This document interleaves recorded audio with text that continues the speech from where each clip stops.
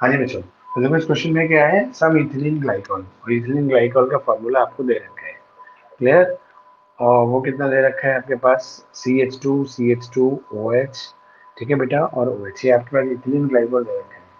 वो कितना ऐड किया जाता है वो हमें नहीं पता, ठीक है ना, इसका अमाउंट क्या है वो हमें नहीं पता। लेकिन in your car cooling system along with 5 kg of the water, तो आपको है ना वेट ऑफ सॉल्वेंट दे रखा है, W सॉल्वेंट, ठीक है ना, ये क्या होगा आपके पास, सॉल्वेंट, ये आपको दे रखा है कितना, 5 kg। क्लियर? और मास ऑफ सॉल्यूट आपको नहीं दे रखा है। फिर दे रखा है if the freezing point of the water glycol, है ना, ये जो वाटर और इथिलीन ग्लाइकॉल का सॉल्यूशन बना, ठीक है ना बेटा, ये फ्रीज हो जाता है, इट फ्रीजेस, है ना, -15 डिग्री सेल्सियस। तो आपको डेल्टा TF जो दे रखा है, सॉल्यूशन है दे रखा है साफ साफ, if the freezing point of the water glucose glycol solution is -15.0 degree Celsius, तो ये सेल्सियस में दे रखा है, ठीक है। और what is the boiling point of the, okay, अच्छा, if the freezing point of the water glycol solution is this, then what is the boiling point of solution? अच्छा ओके, फ्रीजिंग पॉइंट दे रखा है और बेटा उसने सॉल्यूशन का boiling point पूछा है। क्लियर? इसी सॉल्यूशन का बॉइलिंग पॉइंट पूछा है और फ्रीजिंग दे रखा है, और साथ में क्या क्या दे रखा है बेटा आपको, KB फॉर वाटर भी दे रखे हैं, ठीक है नहीं, वो आपको दे रखा है 0.052, सॉरी 0.52 कैल्विन केजी, है ना, मोल इनवर्स। और आपको जो KF ऑफ वाटर दे रखा है वो भी दे रखा है कितना, 1.86 कैल्विन केजी मोल इनवर्स, ठीक है। तो दो चीजें दे रखी, तो अब आप देखो सीधा सा फंडा है, ठीक है, ये सॉल्यूशन का फ्रीजिंग पॉइंट है। अब आप देखते जाओ आपके एक साथ क्या क्या चीजें दे रखी है क्या क्या नहीं, तो पहले हम फ्रीजिंग की कंडीशन लेते हैं। तो देखो डेल्टा TF बराबर क्या होता है हमारे पास, KF इंटू M होता है। और देखो डेल्टा TF क्या होता है ना, डिफरेंस। तो आपको पता है वाटर का फ्रीजिंग पॉइंट कितना होता है, ठीक है, 0 डिग्री सेल्सियस। और देखो आप पहले इसको कन्वर्ट करना चाहो तो कन्वर्ट कर सकते हो। भाई ये देखो सॉल्यूशन का दे रखा है सेल्सियस में, लेकिन KF में यूनिट हमें क्या दे रखी है बेटा, केल्विन दे रखी है, ठीक है। तो आप इसको क्या करो, 273 ऐड करके क्या बना लो, केल्विन। 273 ऐड करोगे तो ये क्या बन जाएगा आपके, देखो 10 कम करो 263, 263 में से 5 कम करोगे, है ना, तो कितना बन जाएगा बेटा, 258 बन जाएगा, ठीक है। क्लियर पॉइंट, 258 और 268, 268 में आपने 5 ऐड किया तो 8 5 6, ठीक है। क्लियर पॉइंट, तो आपके पास इस तरीके से ये हमारे पास बन गया इतने कैलोरी। तो ये तो सॉल्यूशन का हो गया। और आपको पता है जो फ्रीजिंग पॉइंट ऑफ वाटर होता है, ठीक है, TF नॉट, वो क्या होता है, 0 डिग्री सेल्सियस, ठीक है। और 0 डिग्री सेल्सियस में ऐड करोगे तो ये बन गया 273 कैलोरी। हमारे पास TF नॉट, और हमेशा देखो क्या होता है, मैंने आपसे कहा था ज्यादा वाले में से या कम वाले को डिडक्ट कर देना, तो वो माइनस वाला पंगा नहीं फंसेगा, ठीक है नहीं। वैसे क्या होता है, हम क्या करते हैं, बाद वाले में से कम, मतलब जो लास्ट होता है इनिशियल ना, फाइनल माइनस इनिशियल करते हैं वैसे। अब देखो फाइनल क्या है हमारा 258, और इनिशियल क्या है 273, डिडक्ट करोगे तो वही माइनस का देखो 53 आ गया, वो माइनस का 15 आ गया, वही तो हमको दे रखा था डिफरेंस, समझ आ गया नहीं। लेकिन अब हमारे पास यहाँ सीधे से आप वो माइनस का पंगा खत्म करने के लिए हमने क्या आपको उस दिन बोला था, हमेशा ज्यादा वाले में से आप कम वाले को डिडक्ट कर दिया, है ना। तो 273 और माइनस में क्या आ गया आपके पास, 258। KF की वैल्यू आपको दे ही रखी है 1.86, ठीक है बेटा। मोलैलिटी मास ऑफ सॉल्यूट आपको दे रखा है उधर कितना, ओ सॉरी, मास ऑफ सॉल्यूट तो आपको निकालना है, जो इथिलीन ग्लाइकॉल है ना, शॉर्ट में लिख देते हैं, EG है ना, इथिलीन ग्लाइकॉल। मोलर मास वो आप पुट कर सकते हो बेटा, आप इसका मोलर मास निकाल लो, तो कितना बनेगा देखो, हमारे पास 2 कार्बन है बेटा, 2 कार्बन हो गए तो 12 + 24, क्लियर। और हाइड्रोजन कितने हो गए, देखो 2 और 2 4 और 2 6, तो 6 आ गया। ऑक्सीजन कितने हो गए 2, तो 2 × 16 कितना हो गया 32। अब इसको ऐड करो तो ये 30, है ना, और ये हो गया 62, ठीक है बेटा। तो हमारे पास कितना बन जाएगा 62, इसका मोलर मास आ गया। सो मास ऑफ सॉल्वेंट 5 kg दे रखा है सीधे सीधे, जब KG दे रखा है तो हमको ऐड करने की जरूरत नहीं है, ठीक है बेटा। वो मतलब सॉरी 1000 से मल्टीप्लाई करने की। अब यहाँ से आप बेटा इस तरीके से ये 15 आ ही गया, ठीक है, और 15 और 1.86 into W of ethylene glycol upon 62 into 5। अब देखो सीधा सीधा सा है, आप इसको क्रॉस मल्टीप्लाई करोगे तो आपके पास W की वैल्यू आ जाएगी, कितनी आ जाएगी देखो बेटा, 15 इंटू 5 इंटू 62 और अपॉन में 1.86, ये आ गया इतने ग्राम। ये मास ऑफ, है ना, इथिलीन ग्लाइकॉल आ गया बेटा, ठीक है, mass of ethylene glycol. Clear? अब आप इसी चीज को देखो कहाँ पुट कर सकते हो, आपके पास इसी सॉल्यूशन का डेल्टा टी मतलब सॉल्यूशन का पूछेगा, तो टी बी इक्वल टू क्या होता है, के बी इंटू एम होता है। क्लियर। और सीधा सा फंडा है हमारे पास, हम इसको करेंगे, के बी हमारे पास कितना आ गया 0.52, मोलैलिटी के लिए वही हमारे पास मास नहीं था बेटा, तो हमने वो निकाल लिया बेटा, देखो कितना हो गया 15 इंटू 5 इंटू 62, और अपॉन में कितना हो गया 1.86, ये तो केवल मास ऑफ सॉल्यूट आया बेटा। क्लियर। ये क्या है अब तक हमारे पास, मास ऑफ सॉल्यूट ही तो है केवल फेज में। फिर इसी के साथ हमारे पास क्या है, मोलर मास तो वही रहेगा बेटा 62, वो थोड़ी बदलेगा, इनटू में 5। ठीक है, अब आप इसको क्रॉस मल्टीप्लाई करो, तो आपके पास देखो क्रॉस मल्टीप्लाई करके क्या आ जाएगा भाई, हमारे पास ये चीज़ है, तो ये हमारे पास बन गया देखो 15 इंटू 5 इंटू 62 अपॉन में 1.82 इंटू 62 इंटू 5, तो 62 इंटू 5 से सीधा सीधा ये उड़ गया। ठीक है, ये हमारे पास डेसिमल गए, हमारे पास क्या बच गया 52 इंटू 15 अपॉन में 182। आप बेटा इसको सॉल्व कर लोगे तो आपके पास क्या आ जाएगा, डेल्टा टी एफ की वैल्यू आ जाएगी, और डेल्टा टी एफ आपके पास आ जाएगा।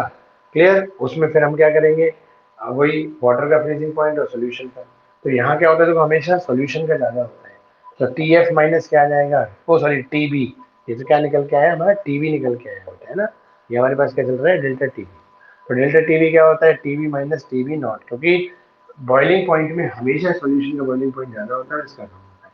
क्लियर। तो आप यहाँ पे इसको सॉल्व करोगे बेटा, क्लियर, इसको सॉल्व करके जो भी वैल्यू आएगी, और वाटर का बॉइलिंग पॉइंट कितना होता है 100 डिग्री सेल्सियस, 100 को करोगे तो ये क्या बन गया 373, तो टीवी माइनस ये, और यहाँ पे एक फिक्स वैल्यू आपके पास टीवी। हाँ जी बच्चा बताओ। अच्छा एक बार मैंने आपको इसके आंसर्स नहीं भेजे हैं, आप चेक कैसे करते होगे कि हमने जो सोल्यूशन किया है वो सही किया है कि नहीं किया है, समझो, या मिल जाते हैं कहीं पर। हाँ जी तनिष्का बेटा, जैसे आप क्वेश्चन करते हो, क्वेश्चन करने के बाद जो आंसर आपका न्यूमेरिकल निकल के आता है, आप चेक कैसे करते हो कि हमारा जो आंसर है वो सही है कि नहीं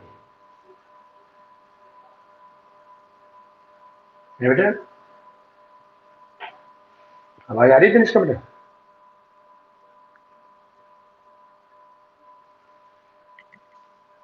ऐसा है, फिर मैं आज आपको ना इनके क्वेश्चंस के, सारे क्वेश्चंस के ना आंसर आपको भेज दूंगा, केवल आंसर भेजूंगा, पूरा सोल्यूशन नहीं भेजूंगा, केवल एक पेज पे मैं क्या करूंगा, इन सारे जो मैंने आपको क्वेश्चंस भेजे हैं, इन सारे क्वेश्चंस के जो फाइनल आंसर है वो आपको भेज दूंगा।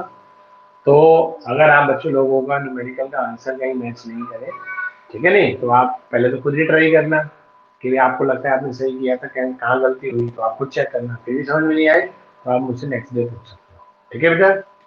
हाँ जी तनिष्का, चीजें ये वाला न्यूमेरिकल आया समझ में बेटा, आवाज, हाँ बोलो बेटा, इसमें क्या है, इसमें दोबारा देख लो, टाइम फालतू का वेस्ट होगा, दोबारा देखो। अभी अच्छा, अभी ये बता तुझे क्या समझ में नहीं आया इसमें, इतने बड़े न्यूमेरिकल में वो चीज बता दूंगा, और जब तुझे आने ही शुरुआत नहीं हुई थी, तो अगर तुझे शुरू में ही समझ में नहीं आया तभी बोल देता मुझे, मैं वहीं से मान लो थोड़ा समझा होता, मैं दोबारा कर देता। चल अभी, अच्छा ओके, चलो, एक इन्होंने न्यूमेरिकल क्वेश्चन पूछा था बेटा, वो ये था कि इथिलीन ग्लाइकोलिक सॉल्यूट है और कितना ऐड करना है वो हमें पता नहीं, ठीक है नहीं, उसका अमाउंट हमें निकालना है, ये तो मोल उसका मॉलिक्यूलर वेट दे रखा है, ठीक है, मतलब हमने काउंट किया है, ये है ना, इथिलीन ग्लाइकोल का फॉर्मूला ये सॉल्यूट है, इसका कितना मास सॉल्यूशन में घोलना है वो हमें निकालना है, वो मतलब वो नहीं, मतलब वो हमें पता है, हाँ लेकिन सॉल्वेंट कितना है वो 5 kg है बोला, ठीक है, ये इसका हमने मॉलिक्यूलर वेट जोड़ के निकाले, ठीक है, ग्राम पर। क्लियर है, तो इसके हमारे पास क्या हो जाएगा, ये ग्राम है ना, मोल इनवर्स, ठीक है, ये इसकी यूनिट हो जाएगी। क्लियर पॉइंट बेटा। आप इसमें दे रखा है जो सॉल्यूशन है, सॉल्यूशन का जो फ्रीजिंग पॉइंट है वो आपको दे रखा था -15 डिग्री सेल्सियस, मैंने इसमें 273 एम करके इसको कैलकुलेट कर दिया, ये सॉल्यूशन का फ्रीजिंग पॉइंट, और आपको पता है पानी का फ्रीजिंग पॉइंट हमेशा 0 डिग्री सेल्सियस होता है, इसको कैलकुलेट करोगे। क्लियर। और के बी और के एफ दे रखा है, मैंने वही देखो फॉर्मूला लगाया, delta T F equal to K F into, देखो यहाँ पे सबसे बड़ा सवाल क्या होता है बेटा, कि हमारा फॉर्मूला क्या लगेगा, delta T F equal to I into K F into M लगेगा, या delta T F equal to K F into M लगेगा, सबसे बड़ा ट्विस्ट ये होता है। ये हमें कौन बताता है? सॉल्यूट का स्ट्रक्चर। ठीक है, अगर सॉल्यूट आयनिक है, आइंस में टूटेगा तो आई वाला लगेगा, अगर वो एसोसिएट होगा तो आई वाला लगेगा, ना एसोसिएशन ना डिसोसिएशन, तो फिर सिंपल लग जाता है। और देखो इसमें ओ एच है, लेकिन ओ एच अपोजिट डायरेक्शन में होने की वजह से यहाँ पे डाइपोल तो है, हाइड्रोजन बॉन्डिंग वाला डाइपोल है, स्ट्रॉन्ग डाइपोल, फिर भी एक इथिलीन ग्लाइकोल से दूसरा इथिलीन ग्लाइकोल एसोसिएट नहीं कर पाता। वो कल ही बताया था मैंने लास्ट में, ये एक्सेप्शनल केसेस में कुछ सॉल्यूट होता है, उनमें से एक है, और कल इसका रीजन भी एक्सप्लेन किया था कि अपोजिट डायरेक्शन में OH लेने की वजह से, है ना, ये OH पे डाइपोल है, लेकिन वो डाइपोल अपोजिट डायरेक्शन होने से उसका क्या हुआ है ना, उसका जो इफेक्ट है वो नेग्लिजिबल है। याद है वो डाइपोल मोमेंट जीरो करके बताया था मैंने, वो मतलब जीरो क्या बच्चे नेग्लिजिबल होता है, एग्जैक्ट जीरो तो नहीं होता क्योंकि डाइपोल है, तो बेटा एग्जैक्ट जीरो तो नहीं हो पाएगा, ठीक है नहीं, लेकिन अपोजिट डायरेक्शन होने की वजह से वो इफेक्ट लेस है। Clear point? तो जिसकी वजह से जब वो ओवर डाइपोल तो है बट वो डाइपोल इफेक्ट लेस है, तो कैसे फिर एक इथिलीन ग्लाइकोल का ओवर दूसरे इथिलीन ग्लाइकोल के ओवर को डाइमर जोड़ के डाइमर बना पाएगा, ठीक है ना बेटा? तो ये इशू था। तो देखो वो ये OH होने, तो OH ये नहीं इतना रट लो कि OH दिख जाए तो जी एसोसिएशन हो गई होगा, है ना, डिपेंड करता है स्ट्रक्चर। क्लियर है पॉइंट? तो इस तरीके से देखो हमारी साथी ये क्लियर है पॉइंट। तो हमने तो हमने आई वाला ये लगाया। तो अब विदाउट आई हमने के एफ की वैल्यू लगाई, ये इसमें हमारे पास मोलैरिटी है, मास ऑफ सॉल्यूट, ठीक है, वो हमने लिख दे नहीं रखा, मोलर वेट हमें निकाल लिया, वो लगा दिया, मास ऑफ सॉल्वेंट केजी में ही दे रखा है, केजी में दे रखा है, सॉल्वेंट का मल्टीप्लाई नहीं करेंगे। इधर डेल्टा टी एफ क्या होता है, हमेशा ज़्यादा वाले में से कम कटाता है, तो 273 में से हमने 258 को डिवाइड कर दिया, ठीक है, तो हमारे पास ये 15 आ गया, इसको सोल्यूशन एक ही अननोन है, निकालोगे तो ये हमने सॉल्व नहीं करा, इतना ही छोड़ दिया, ठीक है। चलो अच्छी बात। हाँ जी, तो आगे बताओ बेटा, और भी कोई क्वेश्चन हो तो? लीना बेटा, कुछ क्वेश्चन जो 10 ईयर्स वाले हैं इनमें से कोई आपने किया हो, कुछ पूछना हो तो बता दो। हाँ जी लीना बेटा, लीना आवाज आ रही है मुझे? हाँ, नहीं नहीं, देखो मैंने आपको बताया था, ये डिपेंड करता है हमारी KF और KB की यूनिट पे बेटा, या और ऑस्मोटिक प्रेशर का क्वेश्चन है तो आर पे, ठीक है, वहाँ पे आर होता है ना 8.314 या 0.0821, इनकी जो यूनिट होती है बेटा, है ना, हमेशा इन पे डिपेंड करता है। अगर KF और KB की यूनिट में, वैसे देखो स्टैंडर्ड तो ये है केल्विन में होना चाहिए, क्यों होना चाहिए?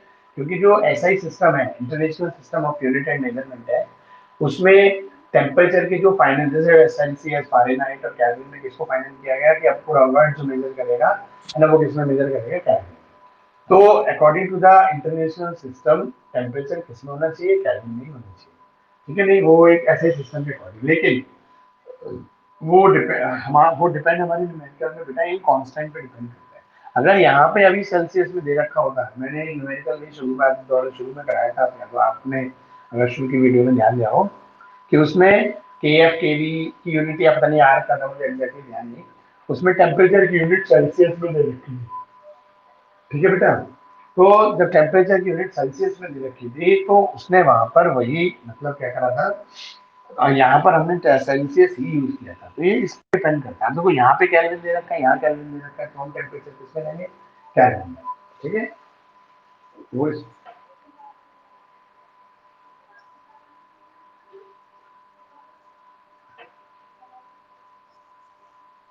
हाँ, तो आप उसको कन्वर्ट कर लो।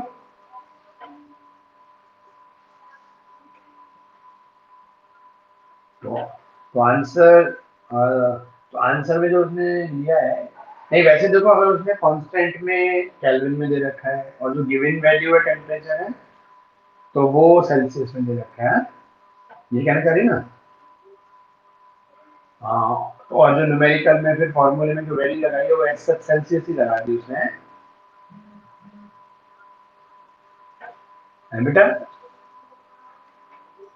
लेकिन अच्छा, लेकिन ये बताओ, मैंने एक चीज और भी बताई थी, जो जो जो सेल्सियस में दे रखा है वो सॉल्यूशन का बॉइलिंग पॉइंट दे रखा है या वो elevation in the boiling point दे रखा है, तो उसको कन्वर्ट करना चाहिए। लेकिन होता क्या है बेटा, अगर elevation in the boiling point होता है, तो मैंने आपको क्लासरूम में पढ़ाया था, है ना, याद करो कि एलिवेशन जो होता है वो तो बराबर ही आता है, मतलब जो डिफरेंस होता है डिफरेंस देखो, जैसे अब हमारे पास ये चीज है, देखो क्या, ये सॉल्यूशन का हमारे पास 15 डिग्री था और वो 0 होता है। अगर आप इनका डिफरेंस निकालो, ये सेल्सियस में ही कर दो, है ना, देखो मैं यहाँ करके दिखा देता हूँ, आप ध्यान से देखना। ठीक है, तो अगर मुझे डेल्टा टी एफ निकालना है, और मैंने क्या करा, ये सेल्सियस में ही रहने दिया बेटा, है ना, इसका 0 होता है, इसका -50 है। हम क्या करते हैं हमेशा, जो फ्रीजिंग पॉइंट होता है उसमें कौन सा ज्यादा होता है बेटा, सोल्यूशन का कि उसका प्योर वाटर का, वाली फ्रीजिंग पॉइंट ज्यादा होता है। हाँ जी रीना, किसका? हाँ, प्योर सॉल्वेंट का ज्यादा होता है, तो हम उसको लिख लेते हैं, प्योर सॉल्वेंट का कौन है, 0 माइनस, और सोल्यूशन का क्या है हमारे पास बेटा, है ना, -15। वैसे ही दिख रहा है, देखो ये 0 है, वो -15 है, तो कौन हमारे पास है, हमारे पास इसको करोगे तो हमारे पास क्या आ जाएगा, 15 केल्विन, वो सॉरी 15 डिग्री सेल्सियस आ जाएगा। तो डेल्टा टी एफ जो आया बेटा, देखो वो कितना आया, 15 डिग्री सेल्सियस है। ठीक है, अब देखो मैंने आपके सामने अभी यहाँ निकाला, देखो पहले मैंने इसको केल्विन में कन्वर्ट किया, फिर मैंने इसको केल्विन में कन्वर्ट किया, है ना, दोनों में ये 250 है 270, दोनों को डिवाइड किया तो भी 15 केल्विन, यहाँ पे क्या आया, ये 15 केल्विन आया, नहीं आया? ठीक है, तो वो क्वेश्चन की लैंग्वेज पढ़ना आप ध्यान से एक बार, ठीक है ना बेटा, कि जो हमारा डिफरेंस होता है, समझा ये नहीं, तो वो हमारे पास क्या होता है, अगर सेल्सियस में दे रखा हो या केल्विन में दे रखा हो तो कोई फर्क नहीं पड़ता, भले ही कांस्टेंट।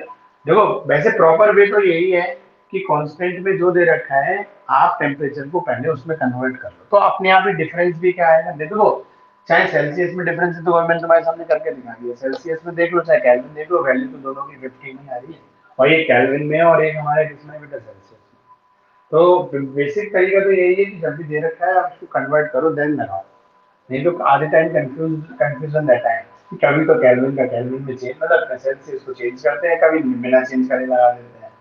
ठीक है नहीं, तो ये कंफ्यूजन को दूर करने के लिए सीधा सा एक फंडा है, अपने दिमाग में एक वे बना लो कि भाई इसमें देखेंगे हम जी, इसमें क्या केल्विन दे रखा है, तो केल्विन में चेंज करो, लगाओ आंसर दे, तुम केल्विन में चेंज करके लगाना, देखना आंसर सेम ही आए। मानो उसने डायरेक्ट सेल्सियस लगाया, क्या एक बार आपने कल भी कुछ पूछा था, मैंने आपसे कहा था आपकी एक बार वो क्वेश्चन भेजना, आप थे कौन थे कल, ये वो तनिष्का थी, ये क्वेश्चन आप पूछ रहे थे, आप ही थे कल या कोई और बच्चा था? नहीं 11th में था, 11th में था, ये आप ही थे परसेंटेज वाला। हाँ, तो आप ऐसा करना, ये दोनों और दोनों क्वेश्चन मेरे पास भेज देना विद सॉल्यूशन, है ना, तो एक बार मैं चेक कर लूँगा, बता दूँ व्हाट्सएप पे भेज देना, है ना, ध्यान तो नहीं, है ना, वो वाला भी भेज देना विद सॉल्यूशन, और ये वाला भी विद सॉल्यूशन भेज देना, मैं एक बार देख लूँगा, ठीक है बेटा? ठीक है नीना, और कोई क्वेश्चन है आपके डाउट में, और तो चलो, हाँ जी, क्या नाम है आपका, अनुज धनखड़ साहब, क्वेश्चन किए न्यूमेरिकल? हाँ हो गए सारे? अरे सारे, हाँ आप वर्ड बोला प्रॉपर, सारे जितने किए वो हो गए। फिर ये कैसे पता कर चला तुझे जो आंसर आया है वो सही आया है? आंसर दे तेरे पास? अच्छा, शीतल की रखी होगी है, शीतल या हितेश की रखी होगी, ओके ओके, चलो गुड, सही है नहीं, और तेरा याद आना बंद हो गया 2 दिन से सौरभ, कल भी नहीं आया था, आज भी नहीं आया। हम्म, हाँ उसको बोला, अब तो न्यूमेरिकल पोर्शन है इसमें, तो अपना अच्छे से कर ले। आज दिपेश भी नहीं है, अरे हाँ, दिपेश तो है, हाँ जी दिपेश, न्यूमेरिकल कर रहे हो नहीं? अरे तो न्यूमेरिकल तो निपटा दे बेटा, है ना, और मैं मैंने इसी पे भेजा है, जो अपना ये टीचमेंट ऐप है ना, इसमें जैसे वो रिकॉर्डिंग होती है, इधर ऐसी ऑप्शन मिलेगा, तो उसमें एक ऑप्शन मिलेगा स्टडी मटेरियल, ठीक है बेटा, तो स्टडी इसी में जाना है, स्टडी मटेरियल में मिलेगा, ठीक है ना, चलो, तो बच्चों मतलब आप और किसी बच्चे को कुछ पूछना, नहीं तो मैं इलेक्ट्रोकेमिस्ट्री स्टार्ट कराता हूँ, मुझे टाइम मिलता है। हाँ जनरल इंट्रोडक्शन मैं करा देता हूँ, कल से फिर पूरा वो लेंगे, ठीक है, कल से ऐसे करेंगे कि पहले मतलब शुरुआती टाइम पे जब न्यू चैप्टर की चीजें ले लेंगे, एंड के 15 मिनट क्वेश्चन के आपके न्यूमेरिकल्स के डाउट लेंगे, ठीक है ना बेटा? कल से ये कहना करेंगे, हाफ टाइम मतलब स्टार्टिंग वाला ले लेंगे चैप्टर, उसके बाद, है ना? चलो तो आगे बढ़ो, मतलब किसी बच्चे को प्रॉब्लम हो तो आप बता दो, फिर मैं आगे बढ़ता हूँ।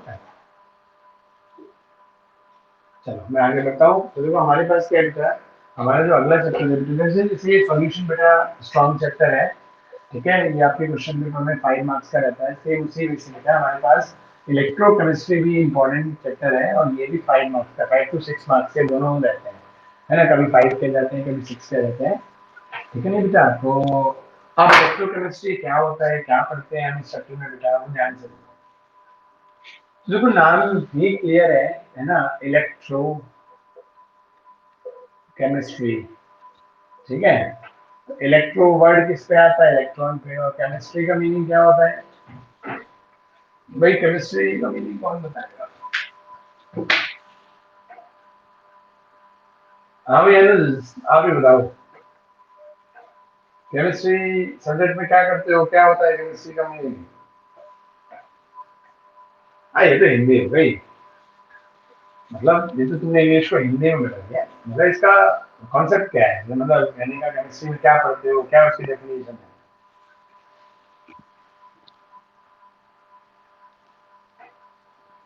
बिहेवियर ऑफ द मैटर, ये study of the behaviour of matter.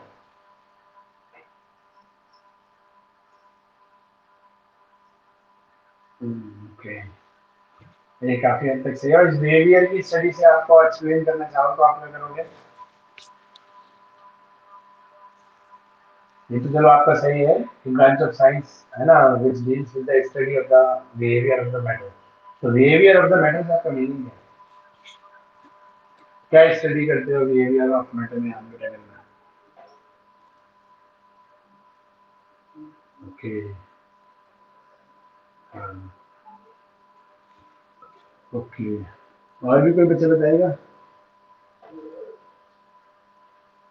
थोड़ा सा हल्का सा चेंज करना पड़ेगा बस, लास्ट वाली चीज है। एटम, मॉलिक्यूल, कंपाउंड, आयन बेटा, रेडिकल्स है ना, इन सबकी मिक्सचर्स, इनकी स्टडी होती है ना। लेकिन जो एक बेसिक वे है, देखो क्या होता है, इनकी स्टडी कैसे करते हो आप? ठीक है, कभी कोई एटम मॉलिक्यूल आपको दिखता तो नहीं। तो हमारे क्या होते हैं, जो केमिकल सब्सटेंस होते हैं जिसको आप मैटर बोलते हो, ठीक है, या मैटर को मॉडर्न जमाने में केमिकल सब्सटेंस बोला जाता है। हम उसके कॉम्पोजिशन को देखते हैं, जैसे वाटर है, वाटर किससे मिलकर बना है, वाटर का कॉम्पोजिशन क्या है, ठीक है? आपने वाटर को हीट किया तो पहले क्या हुआ, H2 मॉलिक्यूल अलग अलग हुआ, और ज्यादा हीट किया तो हाइड्रोजन और ऑक्सीजन एटम अलग हो गए, ठीक है? तो वाटर मॉलिक्यूल बहुत ज्यादा हाई टेम्परेचर पे हीट करने पर हाइड्रोजन गैस और ऑक्सीजन गैस में कन्वर्ट हो गया, तो कॉम्पोजिशन चेंज हुआ नहीं। तो बिहेवियर ऑफ मैटर या एटम मॉलिक्यूल कंपाउंड की स्टडी से मतलब क्या होता है कि हमारे सराउंडिंग में बेटा जो भी मैटर है, या जो भी मैटर है, चाहे वो सॉलिड हो, लिक्विड हो, गैस हो, है ना, और हमारे चारों तरफ कुछ ना कुछ जो भी चीज है, इनमें सोचो हमारे चारों तरफ जो रूम में ये है वो भी एक मैटर है। तो हमारे चारों तरफ जो भी मैटर एग्जिस्टेंस करते हैं उनका कंपोजिशन क्या है, ठीक है? नहीं, वो किससे मिलकर बने हुए हैं? क्लियर है पॉइंट? मतलब उसका समय कंपोजिशन से तो मीनिंग सब समझ गए ना बेटा, कि उसके कॉन्स्टिट्यूएंट पार्टिकल्स क्या है। और आपने कोई प्रोसेस अप्लाई किया, जैसे मैंने बोला वाटर को हीट करने पर, ठीक है ना, जैसे आपने पेपर को बर्न किया, आपने मिल्क का कर्ड फॉर्मेशन का जो प्रोसेस होता है कि दूध को गर्म किया और पुराना जामन लगाया थोड़ा सा, फिर ठंडा होने रख दिया, जैसे दूध ठंडा होता जा रहा है वो जमता जा रहा है ना, दही बनता जा रहा है, ठीक है? तो एक प्रोसेस अप्लाई किया ना। तो पहली चीज होती है केमिस्ट्री की कि हमारे चारों तरफ जो भी मैटर है उनका कॉम्पोजिशन क्या है, उसके कॉन्स्टिट्यूएंट पार्टिकल्स क्या है, वो किससे मिलके बने हैं। सेकंड पॉइंट क्या होता है, दूसरा पॉइंट, कि कोई प्रोसेस के अप्लाई करने पर उसके कॉम्पोजिशन में क्या चेंज आया, ठीक है, जिसको आप केमिकल चेंज बोलते हो बेटा। तो यही study of behaviour of matter कहलाता है। अब जैसे मान लो आपने कोई चीज है, आपने जैसे सैंड और वाटर को मिलाया, ठीक है, वो पहले सैंड के पार्टिकल डिस्ट्रीब्यूट हो गए, बाद में बैठ गए, क्या उस किसी के कंपोजिशन में कोई चेंज आया? नहीं आया, ठीक है नहीं बेटा? तो भाई सैंड रहा, वाटर वाटर रहा, तो उसके केमिकल कंपोजिशन में कोई चेंज नहीं आया दोनों में से किसी के। क्लियर है पॉइंट? तो आप देखो, तो ये क्या है, एक फिजिकल चेंज में चला जाता है, याद आ गया? तो केमी फिजिकल चेंज क्या होता है बेटा, जैसे आप अभी तक ये पढ़ के आते हो, याद रखना, ये मैं 11वीं में भी जब पढ़ाता हूँ, जब पहले आपको बताता हूँ कि आप लोगों को तो बस एक याद रहता है, रिवर्सिबिलिटी। जैसे स्प्रिंग को खींचा, स्प्रिंग खींच गई, छोड़ा तो अपनी जगह वापस आ गई। इलेक्ट्रिक स्विच को ऑन किया, लाइट जल गई, बल्ब जल गया, और स्विच ऑफ कर दिया, लाइट बंद हो गई, है ना। ये फिजिकल चेंज है, मतलब जो रिवर्सेबल। कागज को जलाया, पेपर को बंद करा, दोबारा हम पेपर नहीं ले बना सकते, है ना, उस ऐश से, तो जी वो केमिकल चेंज है नहीं। वो 8वीं क्लास तक सही रहती है बस। 9वीं तक पढ़ लो बहुत है, लेकिन 9वीं में आपको आके नई डेफिनेशन सीख लेनी चाहिए, ठीक है ना बेटा। तो मेन फिजिकल चेंज, अभी से आपने स्प्रिंग खींची, तो स्प्रिंग जब खींची नहीं थी, आपने पुल नहीं करी थी, तो उस स्प्रिंग का जो कॉम्पोजिशन था बेटा, वही खींचने पर है, और खींच के छोड़ दिया तो भी वही है, तो कॉम्पोजिशन में तो कोई चेंज नहीं आया, so that it is physical change. Clear. आपने इलेक्ट्रिक स्विच ऑन किया है, करंट का फ्लो हुआ, तो बल्ब का जो कॉम्पोजिशन है, बल्ब जिस ग्लास का बना हुआ है, उसका जो फिलामेंट है, उसमें जो बीच में गैस भरी हुई है ना, चाहे बल्ब जल रहा हो चाहे नहीं जल रहा हो, लाइट कर रहा हो या नहीं कर रहा हो, दोनों केसेस में कॉम्पोजिशन तो सेम रहते हैं, ठीक है, तो वो फिजिकल चेंज है। Clear point. तो ये जो बच्चे नहीं जानते हो, आप याद कर लो, आगे कई जगह काम आएगी ये डेफिनेशन, केमिकल चेंज और फिजिकल चेंज की, ठीक है। और पेपर को बर्न करने, पेपर को बर्न करने में क्या होता है, कार्बन हाइड्रोजन ऑक्सीजन मिलकर सेलुलोज बनाते हैं, वो सेलुलोज की फॉर्म में होता है। जब आप बर्न कर देते हो तो कार्बन और ऑक्सीजन जो है वो रिमूव हो जाए, सॉरी हाइड्रोजन ऑक्सीजन, कुछ वाटर वेपर्स बन के, कुछ कार्बन CO2 बन के निकल जाता है, जो कार्बन बच गया वो ऐश की फॉर्म में बच जाता है, तो कॉम्पोजिशन चेंज हो गया ना। जो ऐश में पेपर है, पेपर की जो ऐश है उसमें केवल कार्बन कार्बन है, तो ये केमिकल चेंज है। क्लियर। तो इस तरीके से, ये नहीं कि जैसे आपने केमिकल रिएक्शन कराई जी NaCl में, अब देखो NaCl में H2SO4 डाला, तो NaCl का पहले अपने कॉम्पोजिशन है, H2SO4 का अपना एक कॉम्पोजिशन है, दोनों को मिक्स किया, है ना। तो NaCl ब्रेक हुआ पहले Na आयन Cl आयन में, H2SO4 ब्रेक हुआ H आयन और SO4 में, फिर Na आयन मिल गया किससे, सल्फेट आयन से, ठीक है ना। इस तरीके से, तो अब पहले Na पे Cl था, अब Na पे SO4 है, तो कॉम्पोजिशन चेंज हो गया during the process, that process is called chemical reaction. एक सब्सटेंस की कंपोजिशन चेंज होके कोई दूसरा सब्सटेंस बन जाना, है ना। क्लियर, मतलब नए कंपोजिशन का कोई दूसरा सब्सटेंस बन जाना, that is called chemical, that process is called chemical reaction, है ना। केमिकल चेंज का जो प्रोसेस, उसको नाम क्या दिया गया, है ना, केमिकल प्रोसेस, वो केमिकल रिएक्शन है। तो देखो ये इलेक्ट्रोकेमिस्ट्री भी आपको क्या बताता है बेटा, ठीक है। तो केमिस्ट्री का मतलब सब्सटेंस के कंपोजिशन के चेंज होने में, क्लियर है। इलेक्ट्रॉन का बहुत रोल होता है, ठीक है। अब जैसे NaCl है, ब्रेक हुआ, कैसे हुआ, Na ने अपने इलेक्ट्रॉन Cl को दिया, Cl नेगेटिव आयन और Na पॉजिटिव आयन बन गया, तो इलेक्ट्रॉन का एक फ्लो हुआ। देन वहां पे भी H2SO4 में भी क्या होता है, हाइड्रोजन ऑक्सीजन से ऑक्सीजन, सल्फर से सल्फर, ऑक्सीजन, ये सब जुड़े हुए हैं एक दूसरे से, है। क्या हुआ वहां पर, H आयन बन के ब्रेक हुआ, तो H अपना इलेक्ट्रॉन किसको देके आया, ऑक्सीजन को देके आए, दोनों हाइड्रोजन अपने दोनों इलेक्ट्रॉन किसको देके आए बेटा। देखो केमिकल रिएक्शंस कैसे होती है, जैसे H2SO4 है, क्लियर। तो ये वाला जो H है वो पॉजिटिव बन के निकला, मतलब अपना इलेक्ट्रॉन किसको दे गया, इसको दे गया, ये प्लस और ये माइनस बना। तो देखो हाइड्रोजन का इलेक्ट्रॉन किसकी तरफ चला गया, ऑक्सीजन की तरफ। ऐसे ही ये वाला जो हाइड्रोजन का इलेक्ट्रॉन है, ये भी H पॉजिटिव बन के निकला, और अपना इलेक्ट्रॉन किसको दे गया, इसको दे गया। तो इस तरीके से दो आयन बनके तैयार हुए, 2 H आयन और 1 सल्फेट आयन बनके प्रिपेयर हुआ। क्लियर है पॉइंट। तो अभी भी देखो इलेक्ट्रॉन का फ्लो हो रहा है कहाँ, from hydrogen side to the oxygen side, इसमें। ऐसे ही NaCl है, तो Na आयन और Cl आयन, ठीक है। फिर एक काम तो यहाँ हुआ, अभी इलेक्ट्रॉन जब ये इनके मॉलिक्यूल्स के बेटा बॉन्ड ब्रेक हुए, तो इलेक्ट्रॉन एक एटम से दूसरे एटम की तरफ गए। साथ ही साथ अब ये जो पॉजिटिव आयन होते हैं इलेक्ट्रॉन डेफिशिएंट होते हैं, नेगेटिव आयन इलेक्ट्रॉन एफिशिएंट होते हैं, ठीक है नहीं।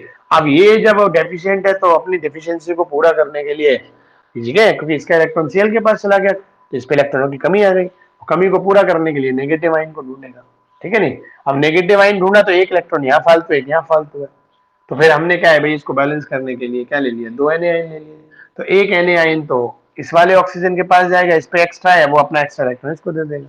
ये Na आयन इस वाले ऑक्सीजन के पास गया, ठीक है, उसने अपना एक्स्ट्रा इलेक्ट्रॉन इसको दे दिया, तो इस तरीके से क्या बन गया, है ना, Na2SO4 बन गया। Clear point. ऐसे ही हमारे पास जब 2Na आयन है, 2Cl आयन हो गया।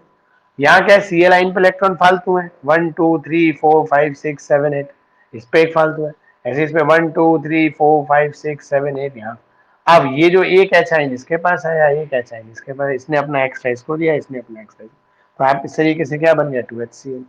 तो देखो केमिकल रिएक्शन की मैकेनिज्म एक समझ में आई आप लोगों को। क्लियर, एक सिंपल मैकेनिज्म है जो आप 10th में इस तरीके से पढ़ाते हो, है ना जी। NaCl प्लस H2SO4, है ना भाई, इस पे प्लस, इस पे माइनस, इस पे प्लस, इस पे माइनस, इसका प्लस इसके माइनस के पास गया जी, Na2SO4 बन गया। ये HCl के पास गया जी, HCl बन गया, है ना, 2 ले लिया हमने, इसको 2 कर लिया। ये 10th के पहले चैप्टर में करके आए हो आप, ठीक है, तो वो तो ये फाइनल रिजल्ट कैसे बना आपको वो शॉर्ट वे में समझा दिया, लेकिन एक्चुअल में टेस्ट ट्यूब के अंदर जो रिएक्शन होती है उसकी मैकेनिज्म किस तरीके से होती है कि पहले NaCl ब्रेक होता है Na आयन में Cl आयन, H2SO4 ब्रेक होता है H आयन में सल्फेट आयन में, फिर कुछ डेफिशिएंट आयन बने, कुछ एफिशिएंट आयन बने, डेफिशिएंट आयन एफिशिएंट आयन को ढूंढते हैं, ठीक है, दोनों का काम चल जाएगा। वो उस पे फालतू इलेक्ट्रॉन पच नहीं रहा, रिपल्शन कर रहा है उस पे, और ये इलेक्ट्रॉन की कमी है ये ढूंढ रहा है, बस। तो वो अपना वो पचाने को ढूंढ रहा है कि मेरे पे एक्स्ट्रा रिपल्शन कम हो जाएगा, मेरे पे जो फालतू है वो दे दूं, है ना, इस पे कमी है, ये अपना ऑक्टेट पूरी हो जाएगी, मतलब अपने इसका खोया हुआ इलेक्ट्रॉन वापस मिल जाएगा, ऑक्टेट तो पूरी है, ठीक है नहीं बेटा। तो इस तरीके से ये वे है उसका। तो सारे प्रोसेस में आप देख रहे हो, अगर कॉम्पोजिशन चेंज हो रहा है तो इलेक्ट्रॉन फ्लो कर रहे हैं कि नहीं, from one atom to the another atom, या वन, आप देखो हम एटम भी नहीं कह सकते, ये SO4 पूरा एक मॉलिक्यूल है, ठीक है, ये एटम्स है Na आइन Cl आइन H आइन तो एटम है, बट SO4 पूरा एक मॉलिक्यूल है, तो हम इसे स्पीसीज बोल देते हैं, है ना, या कॉन्स्टिट्यूएंट पार्टिकल्स बोल देते हैं। तो आपने देखा, अगर कॉम्पोजिशन चेंज हुआ किसी भी सब्सटेंस का, मैटर का किसी दूसरे मैटर में मिक्स करने पर अगर कॉम्पोजिशन चेंज हो रहा है, तो इसका मतलब उनमें जो इन सब्सटेंस के, इन मैटर के जो कॉन्स्टिट्यूएंट पार्टिकल्स हैं उनके बीच में इलेक्ट्रॉन का फ्लो हो रहा है, ठीक है। और इलेक्ट्रॉन का फ्लो क्या बताता है, आप फिजिक्स में आप पढ़ के आए हो क्या, फ्लो ऑफ करंट होता है, फ्लो ऑफ चार्ज, भाई इलेक्ट्रॉन के थ्रू ही तो चार्ज एक, भाई देखो, अब इसने इलेक्ट्रॉन इधर दिया तो इलेक्ट्रॉन जब इधर गया तो इलेक्ट्रॉन पे नेगेटिव चार्ज होता है, तो चार्ज का फ्लो हुआ कि नहीं हुआ। अब ये इस पे इलेक्ट्रॉन फालतू है, ठीक है नहीं, वो इलेक्ट्रॉन अपना इधर देंगे तो फ्लो ऑफ इलेक्ट्रॉन सल्फेट से किसकी साइड हुआ, सोडियम आयन की तरफ हुआ। तो फ्लो फ्लो ऑफ चार्ज एक तरफ हो रहा है, तो आपको पता है इलेक्ट्रॉन जिधर से फ्लो करता है, इलेक्ट्रिसिटी की डायरेक्शन क्या होती है, उसकी अपोजिट होती है कि नहीं होती, आगे समझ में क्लियर है। तो ड्यूरिंग द, तो अब हम यही चीज पढ़ेंगे इस पूरे चैप्टर में, जो चैप्टर का इंट्रोडक्शन है वो समझे आपका इलेक्ट्रोकेमिस्ट्री। तो electrochemistry is the branch of science या branch of chemistry in which we study about the chemical change of the reaction and the flow of the electricity, है ना, जिनको दो नाम दिए गए हैं, chemical energy and electrical energy, है ना, इलेक्ट्रिक एनर्जी, क्लियर पॉइंट, ठीक है भाई। जब फ्लो ऑफ इलेक्ट्रॉन हो रहा है तो क्या इलेक्ट्रिसिटी का फ्लो हो रहा है, चार्ज का फ्लो हो रहा है, मतलब इलेक्ट्रिसिटी का फ्लो हो रहा है, वन डायरेक्शन अपोजिट होती है, फ्लो ऑफ इलेक्ट्रॉन अगर इधर होंगे तो यहाँ पढ़ के आए हो इलेक्ट्रिसिटी के, फ्लो ऑफ इलेक्ट्रिसिटी उसके अपोजिट होती है। तो इस चैप्टर में आप केमिकल चेंज और इलेक्ट्रिसिटी, फ्लो ऑफ इलेक्ट्रिसिटी, है ना, इनका रिलेशन पढ़ोगे, इनकी एप्लीकेशंस पढ़ोगे, आपस में ये किस तरीके से हमारे लिए बेनिफिशियल है डिफरेंट डिफरेंट नए सब्सटेंस बनाने में, और इसको हमने और कैसे यूज किया। जैसे अब आप घरों में इन्वर्टर और बैटरी का यूज करते हो, ठीक है, तो लाइट चली जाती है, लाइट जब आ रही होती है तो वो बैटरी चार्ज होती है, ठीक है ना बेटा, जब लाइट चली जाती है तो वो चार्ज हुई, जो इलेक्ट्रिसिटी हुई वो आप कंज्यूम करते हो, तो आपकी बेनिफिशियल हुआ नहीं, आपके लिए बेनिफिशियल हुआ नहीं। तो ये क्या है, ये भी तो वहां पे क्या होता है, इलेक्ट्रिसिटी का फ्लो भी हो रहा है, और बैटरी के अंदर क्या होते हैं, इलेक्ट्रोड्स होते हैं, बीच में इलेक्ट्रोलाइट भरा होता है, उनके बीच में केमिकल रिएक्शंस होती है। तो केमिकल रिएक्शंस और फ्लो ऑफ इलेक्ट्रिसिटी के बीच के जो रिलेशन है और उनके जो बेनिफिट्स हैं, जो उनके एप्लीकेशंस हैं, क्लियर है पॉइंट, कैसे होते हैं उनके बीच में केमिकल रिएक्शंस, है ना, कैसे चेंजेस आते हैं, क्लियर, कैसे एनर्जी प्रोड्यूस होती है, कैसे केमिकल एनर्जी इलेक्ट्रिकल एनर्जी में कन्वर्ट होती है, और कैसे इलेक्ट्रिक एनर्जी केमिकल एनर्जी में कन्वर्ट होती है, ठीक है नहीं, इनको कहते क्या है, क्लियर, और इससे आपको क्या बेनिफिट होता है, और इसको हम क्या और एप्लीकेशन कर सकते हैं जिससे ह्यूमन बीइंग की, है ना, इस वर्ल्ड की, यूनिवर्स की लाइफ, आप लाइफ को, है ना, और कंफर्टेबल बना सकते हो, बिगाड़ भी सकते हो, वो तो आप पे यूज, तो आप पे डिपेंड करता है। अब जैसे एटॉमिक एनर्जी थी, पॉजिटिव यूज भी होता है, बिजली बनाने में भी यूज होता है, ठीक है, बहुत सारा कोयला बचाता है, और बॉम्ब में भी यूज होता है। तो ये तो साइंटिस्ट लोग तो भाई अपनी डिस्कवरी करते हैं, उसके पॉजिटिव एप्लीकेशंस भी होते हैं, नेगेटिव, ये तो हम लोगों पे डिपेंड करता है कि हम उसके कैसा यूज करते हैं, पॉजिटिव इम्पैक्ट करते हैं कि नेगेटिव इम्पैक्ट करते हैं, ठीक है ना बेटा, क्लियर है। तो चैप्टर का इंट्रोडक्शन समझ में आया बच्चे लोगों को कि इस चैप्टर में हमें पढ़ना है, ठीक है बेटा। चलो अब आपका टाइम भी हो रहा है, 9:18 हो रहा है, इंग्लिश की क्लास होगी आप लोगों की, तो ठीक है, बाकी जो टॉपिक्स हैं वो कर लेते हैं। पहला टॉपिक इसमें कंडक्टर आएगा, टाइप ऑफ कंडक्टर आएगा, ठीक है ना, इलेक्ट्रोलाइटिक कंडक्टर, आयनिक कंडक्टर, ना मेटालिक कंडक्टर, ये सब चीजें कल इसको लेंगे, कंडक्टेंस, रेजिस्टेंस वगैरह, है ना, कल अपने इस टॉपिक को लेंगे, क्लियर। अभी चैप्टर का आपकी प्रॉब्लम ले ली और आप चैप्टर का इंट्रोडक्शन करा जाए, चलो बेटा, ठीक है, वन बाई वन, किसी को कुछ पूछना हो तो वो रह सकते हैं, बाकी क्विट करके बेटा इंग्लिश की क्लास में जाए आप बच्चे लोग, वन बाई वन।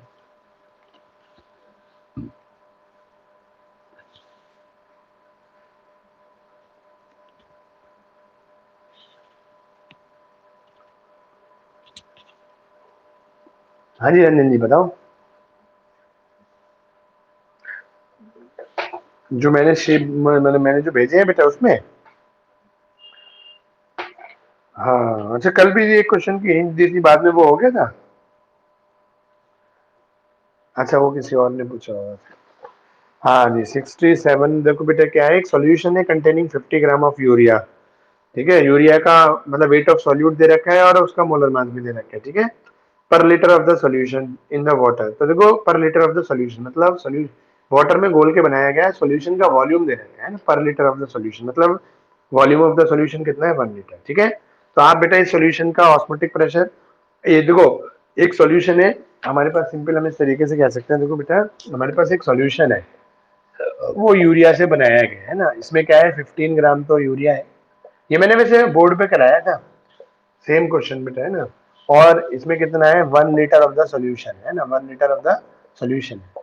और एक और दूसरा सॉल्यूशन है बेटा, वो ग्लूकोज को घोल के बनाया गया, कितने ग्लूकोज है ना, वो हमें पता नहीं, ग्लूकोज कितना है वो हमें पता नहीं, लेकिन यहाँ सॉल्यूशन 1 लीटर है। और दोनों का ऑस्मोटिक प्रेशर क्या है बेटा, सेम है। हाँ जी बताओ क्या कह रहे हो। हाँ बोलो बोलो रंजन। हाँ दो सॉल्यूशन है, एक सॉल्यूशन ये है और एक सॉल्यूशन ये है। अब लेकिन इस सॉल्यूशन क्वेश्चन में ना हमें आर की वैल्यू दे रखी है ना उसकी दे रखी है टी की, और हमें जरूरत भी नहीं पड़नी। आप देखो एक इधर बनाना, एक साथ कंपैरिजन करना है ना, पाई यूरिया और पाई ग्लूकोज ऐसे करके। ठीक है, और इधर लगोगे आप जैसे सीआरटी और सीआरटी, दोनों सॉल्यूशंस का टेम्परेचर और ये दोनों आपस में कट जाएंगे, ये कंसेंट्रेशन बचेंगे। ठीक है, अब इसको खोलोगे तो W upon capital W into volume, इधर W upon capital W into volume. ठीक है, इसका आपको दे रखा है देखो 15 ग्राम दे रखा है, और वो हमें दे रखा है कितना, यूरिया का मोलर मास 60, और वॉल्यूम कितना दे रखा है 1 लीटर। ठीक है बेटा, ऐसे ही यहाँ ग्लूकोज है, ग्लूकोज का मोलर मास 180 आपको दे रखा है, और सॉल्यूशन 1 लीटर है, डब्ल्यू बचा निकल के आ जाएगा ये बेटा। मैंने करा ही दिया आपको हिंट क्या। ठीक है, नहीं मैंने पूरे हाँ जी। हाँ जी बताओ बेटा।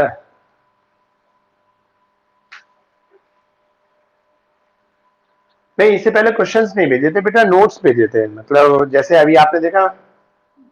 नहीं नोट्स मैंने शुरू से भेजे थे, एक पहले इस पे, हाँ पहले इस पे नहीं भेजे थे, वो जो सीआर इंटरनेशनल स्कूल का जो ऐप था ना बेटा, तो एक एक नोट्स तो मैंने वहां भेजे थे, आइडियल नॉन आइडियल सॉल्यूशन से पहले पहले तक है ना, उसमें राउट ला और वगैरह। अब एक इस पे भेजे हैं नोट्स मैंने, और एक ये भेजा है, क्वेश्चन यही भेजे हैं बस। बाकी अब भेजूंगा भाई, थोड़े थोड़े क्वेश्चन रोज भेजूंगा सैटरडे तक। ठीक है ना, इस चैप्टर के सारे। हाँ क्या बेटा, दोबारा बताना।